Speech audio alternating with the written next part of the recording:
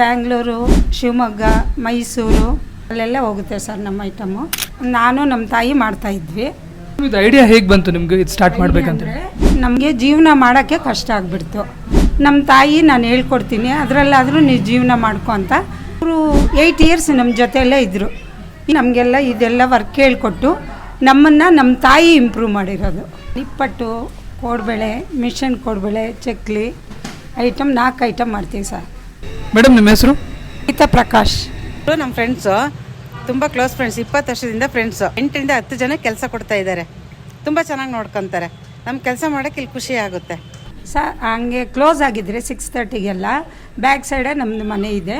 ಅಲ್ಲಿ ಬಂದು ನಾವು ಬೆಲ್ ಮಾಡಿದ್ರೆ ಅವ್ರಿಗೆ ಬೇಕಾದರೆ ಐಟಮ್ ಇದ್ದರೆ ಕೊಡ್ತೀವಿ.